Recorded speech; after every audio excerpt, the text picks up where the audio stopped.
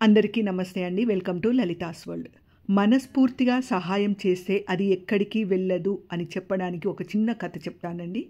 Road మీద ఒక car పోతూ ఉంది. సడన్గా కారు ఆగిపోయింది.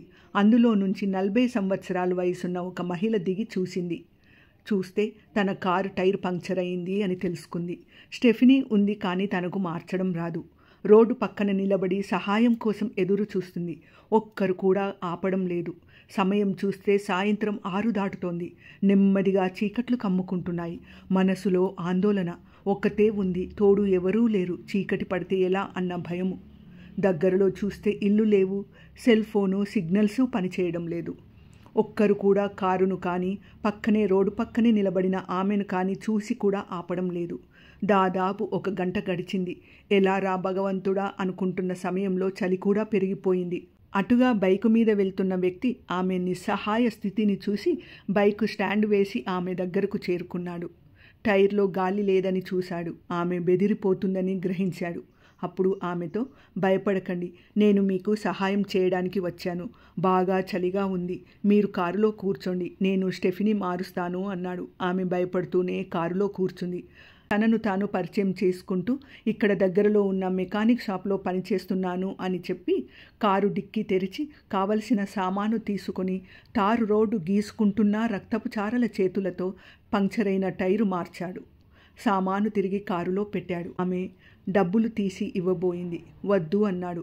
అప్పుడు ఆమె, మీరు కాదనకండి, మీరు ఈ సహాయం చెయ్యకపోతే నా పరిస్థితిని తలుచుకుంటే నాకే భయమేస్తోంది అన్నది. అప్పుడు అతను, నేను కష్టాల్లో ఉన్నప్పుడు ఎవరో ఒకరు సహాయపడ్డారు. మీకు సహాయం చెయ్యాలి అనిపిస్తే, ఎవరైనా కష్టాల్లో ఉన్నారు అనిపిస్తే నా పేరు తలచుకొని వారికి సహాయం చెయ్యండి అని నవ్వుతూ వెళ్ళిపోయాడు. మనసులోనే అతనికి కృతజ్ఞతలు చెప్పుకుంటూ ఆమె కారు నడుపుకుంటూ వెళ్తోంది. అప్పుడు ఆమెకు ఆకలి గుర్తుకు వచ్చింది. తను వెళ్ళవలసిన దూరం చాలా ఉంది. ఆకలి చలి రెండూ ఆమెను రోడ్డు పక్కన ఉన్న హోటల్కు వెళ్ళేలా చేశాయి. అదొక చిన్న హోటల్. కస్టమర్ల టేబుల్స్ దగ్గరికి ఒక గర్భిణీ మహిళ సర్వ్ చేస్తుంది. ఆమెను చూస్తుంటే నిండు గర్భిణి అనిపించింది. డెలివరీ రోజులు దగ్గరికి వచ్చేసినట్టుగా కనిపించింది. చాలా భారంగా నడుస్తుంది. అన్ని టేబుల్స్ దగ్గరికి వెళ్ళి కావలసిన ఆర్డరు తీసుకోవడము, సర్వ్ చేయడము, బిల్లు తీసుకొని చిల్లర ఇవ్వడము అన్నీ తనే చేస్తుంది. అన్నీ చేసిన ఆమె ముఖంలో ప్రశాంతమైన చిరునవ్వు. ఆమె తను కూర్చున్న టేబుల్ దగ్గరికి కూడా వచ్చింది. చిరునవ్వుతో ఏమి కావాలండి అని అడిగింది. భోజనం ఆర్డర్ ఇచ్చింది. భోజనం చేసి ఆమెకు 2000 నోటు ఇచ్చింది. ఆమె చిల్లర తేవడానికి వెళ్ళింది. తిరిగి వచ్చేటప్పటికి ఆమె కనబడలేదు. ఈమె కూర్చున్న టేబుల్ మీద ఉన్న గ్లాస్ కింద ఒక కాగితము, దాని కింద 4 2000 నోట్లు ఉన్నాయి. అందులో ఇలా రాసి ఉంది, చిరునవ్వుతో ఉన్న నీ ముఖము నీకు బాధలు లేవేమో అన్నట్టుగా ఉన్నాయి, కానీ నువ్వు నిండు నెలలతో పనిచేస్తున్నావు అంటే నీకు డబ్బు అవసరం అనిపిస్తోంది. నాకు ఒక మిత్రుడు సహాయపడినట్టే అతడిని తలుచుకుంటూ నేను నీకు సహాయపడుతున్నాను. నువ్వు ఇలాగే ఇతరులకు సహాయపడు అని రాసి ఉంది. సంతోషంతో ఆ ఉత్తరము, ఆ డబ్బులు తీసుకొని పని పూర్తి చేసుకొని ఇంటికి వచ్చింది. అప్పుడే ఇంటికి వచ్చి అలిసిపోయి పడుకున్న తన భర్త చేతికేసి చూసింది. గీసుకుపోయిన చేతులు రక్తపు చారలతో పడుకొని ఉన్నాడు. ఆమె భర్త ఎవరో కాదు, ఇందాక రోడ్డు మీద నడివయసున్న మహిళకు సహాయం చేసిన మెకానిక్.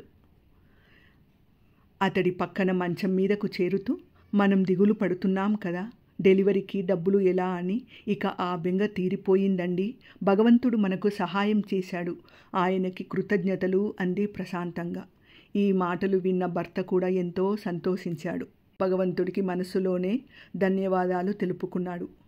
ఇది అండి, మనం ఎవరికైనా మనస్ఫూర్తిగా సహాయం చేస్తే అది ఎక్కడికి వెళ్ళదు.